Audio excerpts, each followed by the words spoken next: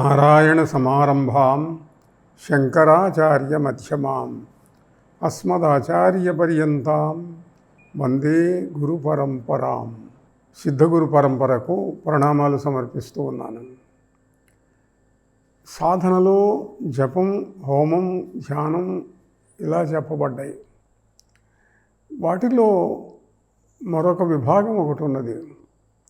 హోమం చేసేటప్పుడు తర్వాత కొందరు దేవతలకు బలులు సమర్పించటం అనేది ఉన్నది. బలికి నైవేద్యానికి ఉండేటువంటి తేడా ఏమిటి అంటే, నైవేద్యం పక్వము కానీ అపక్వము కానీ అయినటువంటి పదార్థాలు, అంటే అన్నము, మధుర పదార్థాలు, పండ్లు మొదలైనటువంటివన్నీ వీటిని నైవేద్యం పెట్టవచ్చు. బలిగా సమర్పించేవి అని అంటే ప్రాణం ఉన్నదాన్ని చంపి సమర్పిస్తే అది బలి కింద అవుతుంది. ఆది కాలంలో జంతువులు ఉండేవి. అనేక యజ్ఞాలు చేసేటప్పుడు జంతువులను బలి సమర్పించటం ఉండేది. అయితే పెద్దలు ఒకటి చెప్తారు, మరి జంతువులను చంపితే హింస కదా, హింస వల్ల పాపం వస్తుంది కదా అని అంటే, యజ్ఞార్థం పశవ సృష్టా స్వయమేవ స్వయంభువ అతస్త్వాం ఘాతయామ్యద్య తస్మాత్ యజ్ఞే వధోవధ. పశువులు యజ్ఞం కోసం బ్రహ్మదేవుడు సృష్టించాడు, అందువల్ల యజ్ఞంలో చంపితే అది వధ కాదు, అవధ అంటే దానివల్ల పాపం రాదు అని ఒక శ్లోకం ఉన్నది. అంటే పెద్దలు చెప్పేది ఏమిటి అని అంటే, ఒక వ్యక్తి, ఒక జీవుడు బాధపడుతూ మరణించేటట్లయితే ఆ బాధ ఎక్కడికి పోతుంది? అందువల్ల ఆది కాలంలో యజ్ఞాలు చేసేటప్పుడు దేవతలు యజ్ఞం చేసేవాళ్ళు, ఋషులు యజ్ఞం చేసేవాళ్ళు, అనేకులు యజ్ఞం చేసేవాళ్ళు. ఆ యజ్ఞాలు చేసేటప్పుడు ఈ బలి సమర్పించేటువంటి జీవికి బాధారహితంగా ఒక సమ్మోహిత స్థితిలోకి మంత్రశక్తి వల్ల తీసుకొని వెళ్ళి చంపేవారని, దానివల్ల ఆ జంతువు బాధ లేకుండా మరణిస్తుంది అని చెప్పి, మరణించిన జంతువు యజ్ఞంలో మరణించింది కాబట్టి ఉత్తమ జన్మకు వెళ్తుంది. మానవులకు ప్రేతత్వం ఉన్నది కానీ జంతువులకు ప్రేతత్వం లేదు. జంతువు ఇక్కడ మరణిస్తూనే మరొక జన్మ తీసుకుంటుంది. అందువల్ల ఆ చావుకు పుట్టుకకు మధ్య గ్యాప్ ఉండదన్నమాట, వెంటనే పుట్టడం జరుగుతుంది. కనుక జంతువధ ఆది కాలంలో ఉన్నటువంటి పద్ధతి వేరు. తర్వాతి కాలాలలో జంతువులు వధ చేయటం, యజ్ఞాలలో వాటిల్లో ఆ వధించేటప్పుడు అవి బాధపడటం చూసినటువంటి వాళ్ళు, అయ్యో ఈ హింస బాగలేదు అని అనుకున్నారు. మనకు బుద్ధుడి కథలో కూడా వస్తుంది. మహాకాశ్యపుడు 10,000 మంది శిష్యులకు పాఠాలు చెప్పేటువంటి పెద్ద గురుకులానికి అధిపతి. ఆయన యజ్ఞం చేయడానికి ఎన్నో ఏర్పాట్లు చేశారు. ఆ యజ్ఞంలో చంపటం కోసం, బలి సమర్పించడం కోసం చాలా జంతువులు పెట్టారు అక్కడ. బుద్ధుడు వచ్చాడు. బుద్ధత్వాన్ని పొంది సిద్ధార్థుడు బుద్ధుడై అలా వస్తూ ఉన్నాడు. ఈ యజ్ఞాన్ని చూశాడు. ఇవన్నీ, ఈ జంతువులన్నీ ఏమిటి అంటే బలులు సమర్పించడానికి పెట్టారు. అయ్యో ఇంత జీవహింస జరిగితే ఎట్లా అని మహాకాశ్యపుడి దగ్గరికి వెళ్ళి, మీరు జీవహింస చేయొద్దు, ఈ యజ్ఞం మానేయండి అన్నాడు. నువ్వెవరు చెప్పడానికి వెళ్ళు అన్నాడు ఆయన. కాదు అని ఎంత చెప్పినా వెళ్ళలేదు. నా ఆజ్ఞ లేక అగ్ని వెలుగదు, అగ్ని వెలిగితే కదా మీరు యజ్ఞం చేసేది అన్నాడు బుద్ధుడు. వాళ్ళు ఎంత ప్రయత్నించినా అరణిని మధించి యజ్ఞాగ్నిని పుట్టిస్తారు. ఎంత ప్రయత్నం చేసినా అగ్ని పుట్టలేదు. వాళ్ళ ప్రయత్నాలన్నీ విఫలమైనవి. మహాత్ముడైనటువంటి బుద్ధుడి యొక్క ఆజ్ఞ వల్ల అగ్ని రాలేదు అని తెలుసుకొని మహాకాశ్యపుడు బుద్ధుడికి శిష్యుడైనాడు. ఆనాటి నుంచి అతడు బౌద్ధ మతాన్ని ప్రబోధించడం మొదలుపెట్టాడు. అంటే కొన్ని వేల మంది శిష్యులతో, మహాపాండిత్యంతో ఏకమైనటువంటి విద్వాంసుడిగా ప్రసిద్ధి చెందినటువంటి మహాకాశ్యపుడు ఒక చిన్న మహిమకు వశుడై అతడు మతం మార్చుకున్నాడు, బౌద్ధ మతాన్ని ప్రబోధం చేశాడు. సరే, ఆ విషయం అటుంచేట్లయితే, జంతు హింస అనేది నిషేధించాలి అనేటువంటిది ఒక బుద్ధుడిలోనే కాదు, ఋషులలో కూడా తర్వాత కాలంలో వచ్చింది.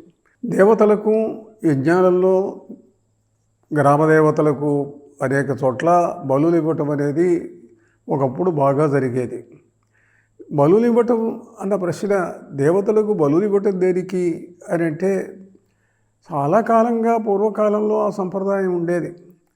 ఋషులకు బలులు ఇవ్వటం ఇష్టంగా లేదు. కొంతకాలం గడిచిన తర్వాత జంతుహింస ఇష్టపడటం లేదు. ఇష్టపడకపోతే వాళ్ళు పిష్ట పశువును పెడుతున్నారు. అంటే పిండితో చేసినటువంటి పశువు యొక్క విగ్రహాన్ని దాన్ని బలి కింద సమర్పిస్తూ వచ్చారు. దేవతలకు సంతృప్తి కలగలేదుట. భారతంలో కథ ఒకటి ఉన్నది. వాళ్ళు మాకు మామూలు జంతువులను బలివ్వండి అన్నారట దేవతలు.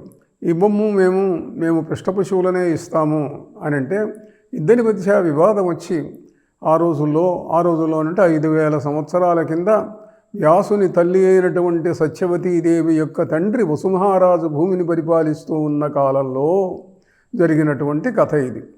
వసుర మహారాజు శాస్త్ర నిపుణుడు, వేదవేత్త, ఆయన అడుగుదాము అని చెప్పి వెళ్ళారట. వసుమహారాజు వీళ్ళందరి వాదాలు విన్నాడు. వాళ్ళందరి వాదాలు విని ఆయన దేవతలకు అనుకూలంగా తీర్పు చెప్పాట.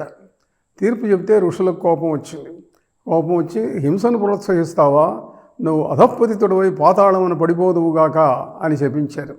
అతడు పడిపోయినాడు. పడిపోతే దేవతల తండ్రి, నువ్వు నారాయణ మంత్రం చెయ్యి, నిన్ను పైకి తీసుకొస్తాము అన్నారు. అతడు నారాయణ మంత్రం చేశాడు. అతన్ని పైకి తీసుకొచ్చారు. నువ్వు మాకు అనుకూలంగా తీర్పు చెప్పావు, నీ శరీరం పతనమైపోయింది ఋషుల శాపం వల్ల, నీకు మళ్ళీ శరీరం ఇమ్మంటే ఇస్తాం మేము, మాకు ఆ శక్తి ఉన్నది దేవతలకు. అంటే నాకు శరీరం భౌతికమైన శరీరం లేక సూక్ష్మ శరీరంలోనే హాయిగా ఉన్నది నాకు, కనుక నాకు భౌతిక శరీరం అక్కర్లేదు, అయితే ఇంకేదన్నా వరం కోరుకో అన్నారు. అంటే యజ్ఞం చేసేటప్పుడు, పూజలు చేసేటప్పుడు నా పేరు స్మరించేటట్టుగా ఒక మంత్రాన్ని ఏర్పాటు చేయండి అన్నారు. అప్పుడు వాళ్ళు ఒక మంత్రాన్ని తాము దర్శించి అది లోకంలో ప్రచారంలోకి తీసుకొచ్చారు. వసోర్ధారాం జుహోతి అని ఒక మంత్రం ఉన్నది హోమాలలో. ఆ మంత్రం వసుమహారాజు పేరుతో వచ్చింది దేవతల యొక్క సంకల్పం వల్ల. ఇలా అనంతమైనటువంటి కాలంలో ఎన్నో మార్పులు చేర్పులు జరుగుతూ వచ్చినాయి.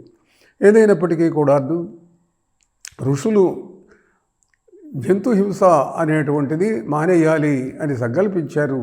అది ఆర్షధర్మం, ఇది ఆర్షభూమి.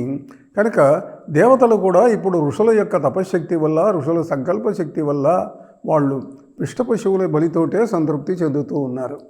ఈ విధంగా బలులలో ఉండేటువంటి వేదబద్ధర్ములతో చేసే యజ్ఞములలో ఉండే బలుల గురించి ఇది ప్రస్తావన. కాగా గ్రామదేవతలలో బలులు ఇవ్వటం అనేటువంటిది ఉన్నది. భాగవతంలో మనకు బూది బయట ఉన్నటువంటి కాళీదేవికి ఒక కోయరాజు భరత చక్రవర్తిని పట్టుకొని బలి ఇవ్వటానికి తీసుకెళ్ళాడు. ఆయన రాజ్యం వదిలేసి విరాగిలాగా తిరుగుతూ ఉంటే పట్టుకొని తీసుకెళ్ళి చంపడానికి తీసుకెళ్ళారు. ఆయనకు ఒంటి నిండా పసుపు రాసి కుంకుమ పెట్టి అన్నీ చేసి తీరా తీసుకెళ్ళి కాళీ ముద్దు తీసుకెళ్ళి నిల్చోబెడితే వీళ్ళు చంపబోతే కాళీదేవి అంగీకరించలేదు. నాకు బలులు అక్కర్లేదు, వీడిని చంపుతారా మీరు అని చెప్పి వాళ్ళందరినీ కూడా సంహరించిందిట కాళీదేవి. అలా దేవతలు, మహాదేవతలు కూడా బలులను వ్యతిరేకించినటువంటి సందర్భాలు మనకు కనిపిస్తూ ఉన్నాయి. ఇంకా గ్రామదేవతలలో అక్కడక్కడ బలులు ఇచ్చే ఆచారాలు జరుగుతూ ఉన్నాయి అనుకోండి. అయితే ప్రధానంగా ఏమిటి అని అంటే బలులు ఇవ్వటం అనేటువంటిది మంచిది కాదు. జంతువులను హింసించటం, అవి బాధపడుతూ ఉండటం అనేటువంటిది మంచిది కాదు. ఇటీవల బిస్ ఎఫెక్ట్ అని ఒక సూత్రం, ఒక సైన్స్ పరిశోధకులు తమ పేరుతోటి ఒక ప్రయోగాన్ని ప్రకటించారు. ఆ ప్రయోగంలో జంతుహింస పనికిరాదు అన్నదానికి వాళ్ళు ఎన్నో దృష్టాంతాలు చూపించారు. చెప్తాను వాటిని. స్వస్తి.